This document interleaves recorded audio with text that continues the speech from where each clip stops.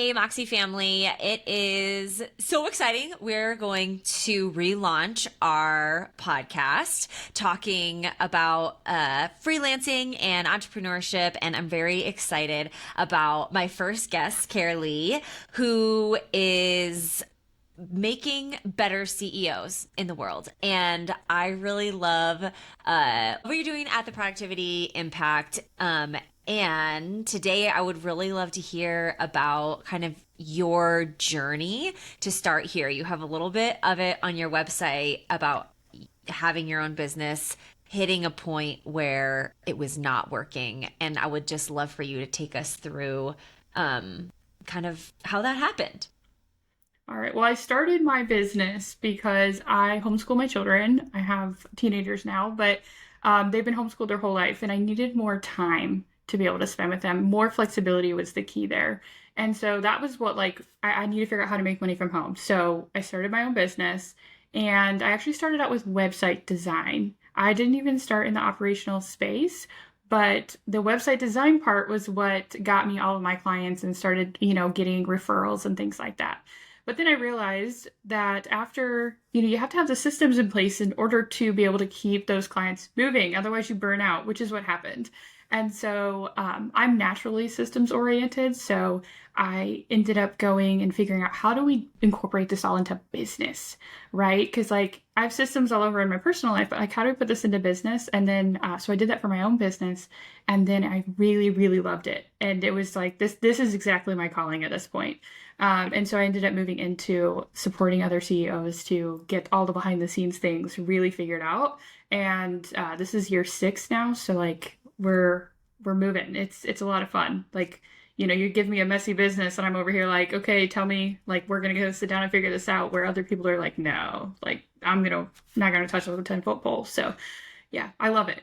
Chaos is amazing to me. I like to make sense of chaos. So Yes, I love that. So like, when maybe early on in your life, maybe even in your personal life, did you realize that like, oh, but I can systematize that. Like I can set that up for myself. Like, where did you spot that in your life before, you realized it was your calling? I mean, probably with always being like the most organized person in my family. I was always the one that like had the calendars and the planners and like stuck to things. And everyone else was just doing their own thing, and I'm the one reminding everyone. So, thinking back, it was probably around just how my family functioned in general and how I seemed to be the outlier. That's amazing. What kind of a planner are you? Are you like a written, like you've got a favorite, like handwritten planner? Is everything online? Crazy enough, I go in seasons. So everything is online except for there's a specific system that is in place, right? And I sometimes when I get like super overwhelmed or like personal life gets really hectic, I just need to have it all on like a paper planner. So I do have a paper planner. I just don't use it routinely. It's just for like those really hectic weeks where I'm like, I need to see it all in front of me instead of like virtually. Kind of go back to your roots where, pen and paper, write it down. It kind of like helps your brain kind of know what's going on instead of just looking at it and reading it, right? Yes, So, absolutely. I'm totally like I have my like notes in front of me. Like I am absolutely an organizer. I love a good like online, like a lot of my stuff lives online, but if I want to like sit down, clear my head, it's pen to paper, like yep, always for me. exactly. Same, same. I'm like, I got to write it down. I got to get it all out and then make sense of it from there. Yep. Okay, here's like my thing though, is that the act of writing it down is all my brain really needs. I'll like write down my list and like get my head clear, and then I might never look at it until the next time I write it down. That is as long as you're putting it somewhere, the important thing to identify somewhere else. That's exactly what I do. You Yes. just don't miss that step, and you're good to go. Yeah. That's excellent. So, part of what you do at the Productivity Impact is what you were just talking about. Like, okay, so you've got chaos, and I want to get the calm to that. So, what is, since you do this on a regular basis, how do you walk into a business and say like, oh, okay, like I can fix this? Oh man. Okay. So normally someone comes to me with like they need a project management tool or they need to get like invoicing figured out. It's normally something minor. And they come to me for that specific purpose. But I always tell them we need a backup because I guarantee you that the problem you identified is not what's actually causing the bigger problem. And so we have to go back to like the foundation. And so I actually do like a complete assessment of their business as step one to make sure that I'm actually addressing the root of what is happening instead of just trying to put a band-aid on it. Because I've done it both ways where I don't do the assessment first and I just like jump into something and I'm like, man, this is complete chaos for me and that's not what I want. And so if we have like a firmer foundation to begin with and I have data, like actual things, then it's easier to move forward to get started on that first thing properly. So, yeah. I love that. So thinking about, a business owner, a CEO, what are some signs that maybe your current system isn't working? And, you need that assessment. We need you in our lives. Normally it's because you don't have time. Like you feel like you don't have time to do everything. That's like the biggest thing. And there's a lot of people that are even really good at time management. They just have too much on their plate and are not seeing that you can automate certain things or that you can, put something, instead of using 5 different softwares, you can put things together. So it's really just either time or you identify that, oh, like your team members aren't quite doing what they need to. Maybe we need project management. Like those are normally two of the things is I don't have enough time or my team isn't doing what they're supposed to do, depending on where they're at in their business. And, you've definitely, those two things are not going to make you be able to scale easily at all. Exactly. I do think, okay, so obviously, full transparency, like my role is at Moxie, and we are a tool that is for entrepreneurs and freelancers to run their business and hopefully, kind of also bring some of that calm to chaos. But I also recognize that, I see a lot of times that like people will try to get just a tool and hope that that's going to fix everything. But like you get to see kind of the other side of that. So why does adding more tools not necessarily make things easier? Well, that's a great question because that happens all the time. People come to me for, I need this tool. Like, can you implement this tool for me? Like exactly like project management, a CRM, right? Those tools aren't going to necessarily fix your problem if you don't even know what the problem like it's not mapped out. Like you don't know where it's coming from. You don't have a process or a workflow for that specific thing. And so you can implement a tool with the features, but you might not even be implementing the right tool, especially the right way, unless you know exactly how your business needs to use it. Because tools are meant to be versatile to different types of businesses. So sometimes, one workflow in one type of business isn't going to be the same in another. So you have to set the tool up differently. So you have to have it mapped out first. Otherwise, Yeah. it's not going to fix it. It's actually going to create more chaos in your business. You just aren't going to realize it until like later on, usually. Yes.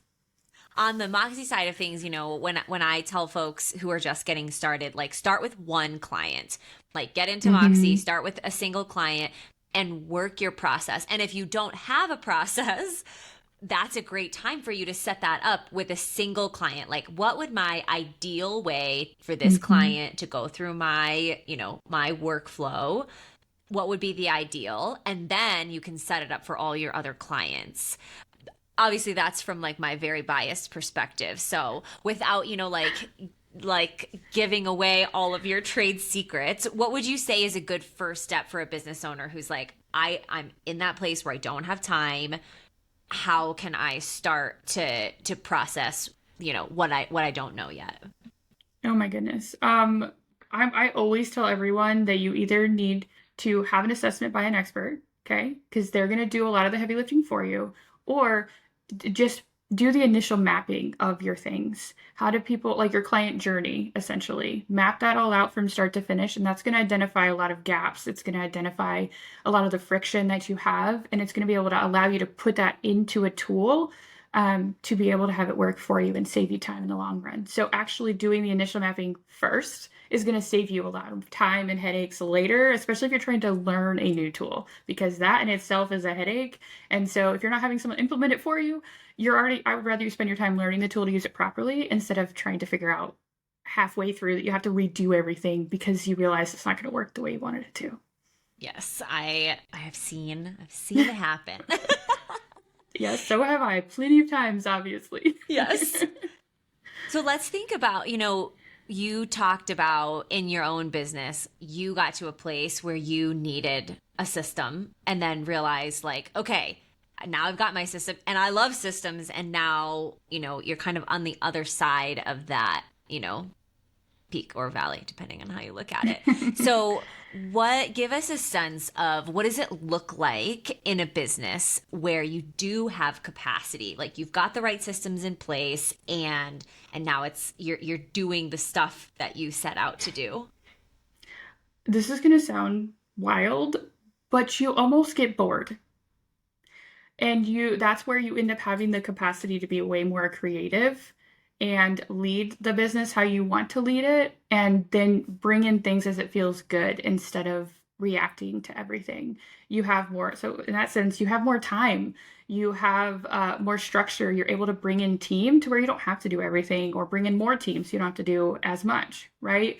So it looks like delegation being simple, your capacity being much more open. You have that flexibility because 95% of us, or probably 99.9 realistically, started a business not so we could be chained to a desk or our computer or answering text or whatever you do at all hours of the day. You wanted it to be flexible but not constant. And so that is a way of having the systems are able to help support you with automation. And if you already know the workflow, you don't have to use your brain power to be able to figure out, oh, what am I supposed to do next? It's already there. And so it just it lightens your brain up. Which of course helps you in every aspect of your life. And you can bring in support much easier when you already have all of that figured out. I love that. I love that. I like flexible and not constant. Like that's like such a great mantra. I feel it really for all is. entrepreneurs. Yeah. So tell us a little bit about what you personally love about, having your own business. You mentioned your kids as kind of your initial need. Obviously that hasn't gone away because they're still around, but Yes. what are some things that you love about what you get to do on a day-to-day basis? My favorite, this is also going to sound crazy. I actually don't get up until 10 a.m. In the morning. I get to create my own sleep schedule, which means I get to cater to my personal schedule with my family. So if I want to stay up later, I can start my day at 10 a.m. and that's fine because I get to create my own hours. And just that extreme flexibility is amazing. I can take a day off if I want. I can move things around. I can, it's just a lot easier to just do what I need to do to make my life easier, but still run a business in the background. So That's personal amazing. life first, and then it's business. We create it in that order to make sure that we're creating the services and all the things to cater to that. That's amazing. I think starting my day at 10 a.m. sounds amazing. I've never been a morning person. I am a night person. So I was like, how do I do this? I would not live in a corporate 9 to 5. I would be so tired. Yes. Are your kids late sleepers? Are they night owls also? Yeah, we actually have my husband works second shift, so we have a schedule that kind of caters to that. Like we take a first shift schedule, move it, shift it to later. And so my kids are homeschooled, so they do schoolwork at midnight sometimes. They go to bed at 2 a.m. Like we have a schedule that works for us. And I mean it's great. Like I am so much more of a productive person when I'm able to work when my brain is at its best and I'm able to sleep when it's at it, when it needs to, instead of trying to force it into a system that doesn't work for me or my family. So, Yeah, I love that. And what a great gift that is to give mhm. yourself, working when your brain is also working. Yes. So I want to close with a couple of quick hits here on just like you and who you are and, things outside of work because that's, just as important, honestly. So, you mentioned on your website that you love to read. So, what are you reading right now? Oh no. Oh gosh. Okay. I'm reading Fourth Wing.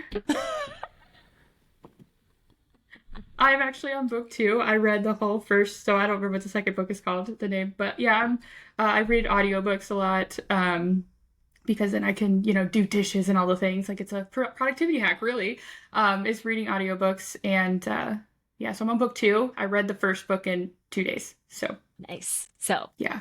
yeah. So, and how far are you like burning through this one just as I, quickly?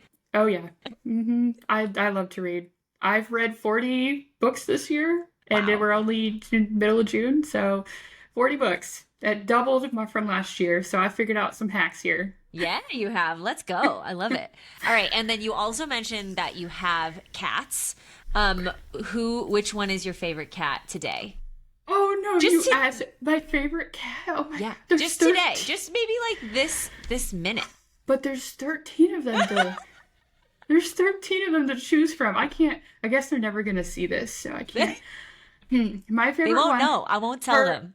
her name is Inca.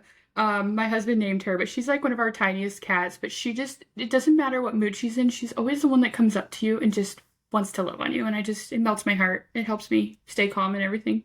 So, I, yeah. I I'm won't. gonna We won't tell. I won't tell your other cats. All right.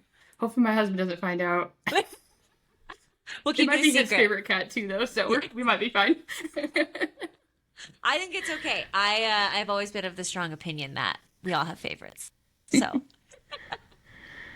excellent. Well, I want to leave some space here for you if there's anything else that like an opportunity to say to other business owners that might be in a similar situation to where you were kind of when you were thinking I need to make a change, or maybe someone who is just getting started. Like, what's one thing you might say to someone about like, where they're at in their business?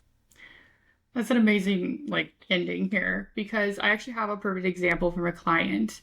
I have a client that we just finished wrapping up actually implementing Moxie, and she was able to breathe when we were done. She was doing so many different things manually. She didn't have her processes mapped out. I did it with her, and I implemented all of it in Moxie with her support.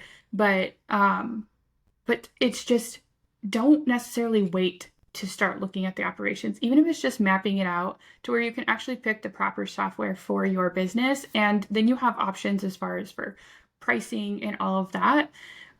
Because it's like I said, it's never too late to start working on the behind the scenes, because you don't know, tomorrow you could have 5 clients and you would be freaking out because you're like, oh, how am I going to do this? Right? So start it from the very beginning, because habits take time, systems take time to implement, and then when you do grow or scale, even you already have it, and it's just easier, and it's not a headache, and you're not trying to be like, I have an SOS here, and trying to hire someone to do it immediately when things take time.